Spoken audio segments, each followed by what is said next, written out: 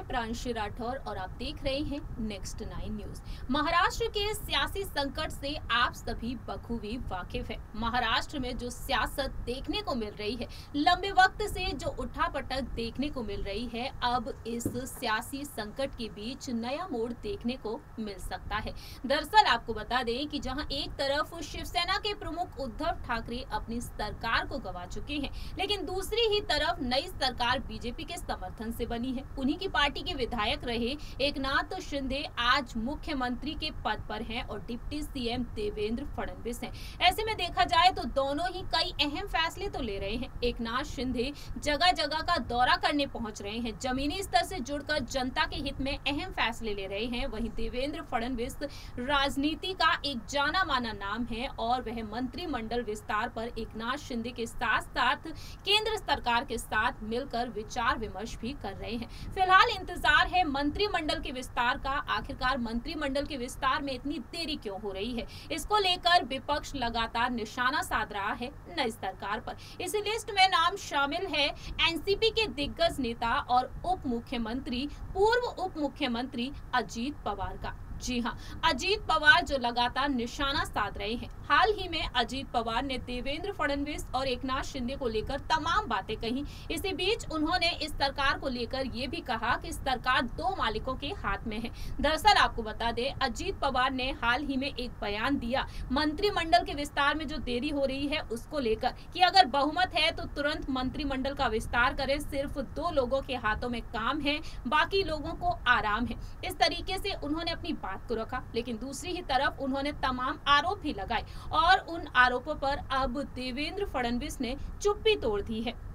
आखिरकार वह क्या कुछ कहते हुए नजर आए हैं। दरअसल आपको बता दें कि देवेंद्र फडणवीस ने हाल ही में निशाना साध दिया यहां पर विपक्ष पर और साथ ही साथ यहां पर उन्होंने खंडन कर दिया है अजीत पवार के आरोपों पर।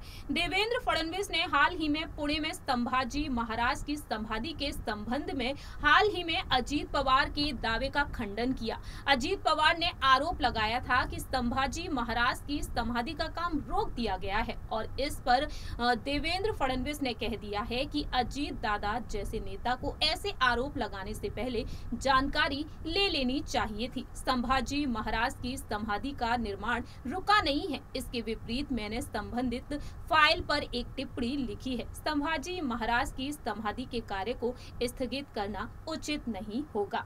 इस तरीके से यहाँ पर उन्होंने अपना फैसला सुना दिया है और अजीत पवार के जो आरोप रहे हैं उनका यहाँ पर उन्होंने खंडन भी कर दिया है। फिलहाल देखा जाए तो अजीत पवार यहाँ पर ये दावा करते हुए नजर आ रहे हैं कि 2 ही मालिक हैं इस सरकार के और ये सरकार लंबे वक्त तक नहीं टिकने वाली है। अजीत पवार के साथ साथ एनसीपी के प्रमुख शरद पवार ने भी ये बात कही कि 6 महीने तक ये सरकार नहीं टिकेगी और इस सरकार पर लगातार वह निशाना साधते हुए देखे गए हैं। इस तरीके से देखा जाए तो देवेंद्र फडणवीस और एकनाथ शिंदे की मुश्किलें काफी ज्यादा बढ़ती हुई नजर आ सकती हैं यदि वह मंत्रिमंडल का गठन नहीं करते हैं। आखिरकार मंत्रिमंडल के विस्तार में इतनी देरी क्यों हो रही है, ये भी आपको बता देते हैं। दरअसल हाल ही में यहाँ पर दावा किया गया है, अंदरूनी सूत्रों के मुताबिक कहा जा रहा है कि दिल्ली में प्रधानमंत्री नरेंद्र मोदी जी, केंद्रीय गृह मंत्री अमित शाह जी और अध्यक्ष जेपी नड्डा के नेतृत्व में विचार विमर्श किए जा रहे हैं और इसी वजह से मंत्रिमंडल के विस्तार में देरी हो रही है। आपको बता दें कि 1 अगस्त के दिन मंत्रिमंडल के विस्तार का ऐलान किया जा सकता है और इस ऐलान से पहले ही यहां पर लगातार जंग छिड़ी हुई है। फिलहाल इंतजार है सुप्रीम कोर्ट के फैसले का कि आखिरकार चुनाव चिन्ह पर चुनाव कौन लड़ेगा, शिंदे का गुट या फिर ठाकरे का गुट। इस रिपोर्ट में इतना ही। बाकी की तमाम अपडेट्स के लिए देखते रहिए नेक्स्ट 9 न्यूज।